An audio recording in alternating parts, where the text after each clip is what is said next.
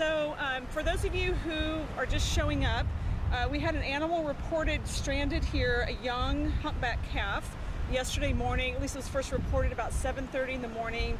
It was on the sandbank. When the high tide came in later in the afternoon, it was able to get itself out into the channel that was present at low tide, at high tide that filled in. As the tide went out, the animal tried to make its way out to the shoreline, back out to the beach in the surf. It was pushed back by the waves. It wasn't either strong enough or wasn't able to find its way out to get past that surf zone. So subsequently on the next tide, low tide, it was restranded. So that was yesterday afternoon. Now the prime time, the best chance for this animal to have refloated itself out to go back out would have been this morning at a really high tide with our full moon. That was about 2 o'clock in the morning. But unfortunately it wasn't able to do that. So it was restranded, as you see in the bank, so a lot further in, about 150 yards out from the shore when we showed up at 6 o'clock this morning. Now, based on the size, this animal is about 21.9 feet. That makes it either an older calf that was born or just a very, very young weaned animal. And it's a very stressful time for these animals because they're getting off their mother's milk and now they're having to fend for themselves. And it's not always, unfortunately, successful for them. They can get sick, they can get injured. So based on the animal's size, its condition out here, and based on the less likelihood of being able to get itself back out on the next tide, high tide, which was going to be a lot lower than the one this morning, that we felt the right decision so that it would not suffer anymore is to humanely euthanize it. And so that's the decision that we've come to. And we work in authorization with NOAA, so we consult with them. We've consulted with experts on the East Coast that have worked with live stranded whales before.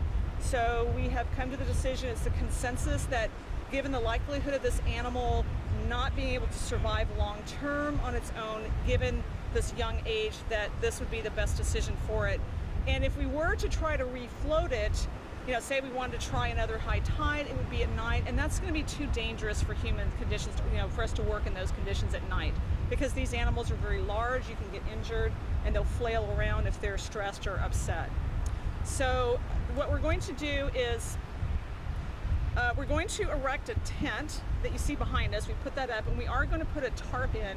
We have sedated the animal with a heavy sedative so that they don't feel the injection that the euthanasia solution is going to be put into them, but they'll be completely out, so they're not euthanized yet, but they're sedated, so they're almost anesthetized, and they're not really aware of what's going on around them.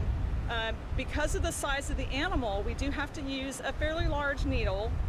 We'll make an incision in the blubber, and then we're going to insert the needle, and so that's just going to give us an easy access to where we need to be to administer the euthanasia solution.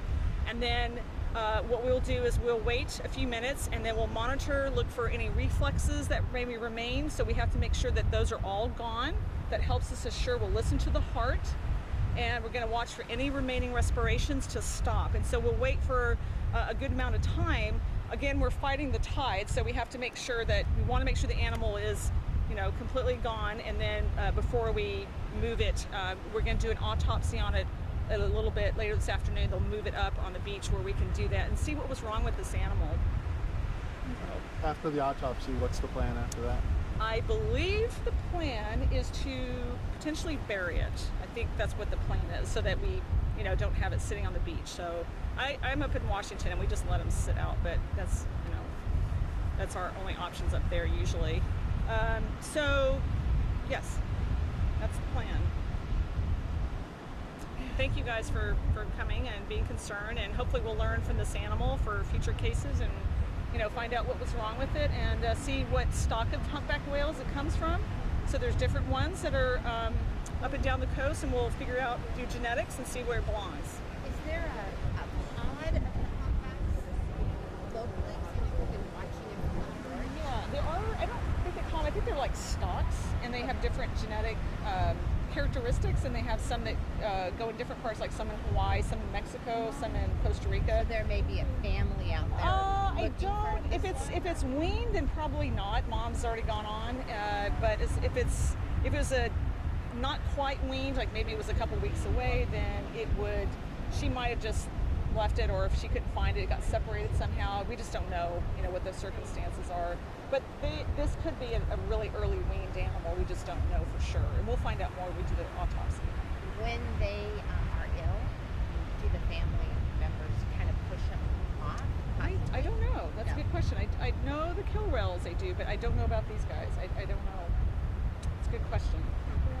Yeah. About an hour ago, I saw mouth opened up wide, its tail was moving. What was going on? Got a little bit of water too close to the blowhole when it was getting wet. So it kind of like you get water up your nose when you dive, and so it was trying to clear that out. It didn't like that. So it was not an intentional No. But just got a little bit, because it was the water, I think, sloped down and got a little bit into the blowhole there, and so it sprayed it out.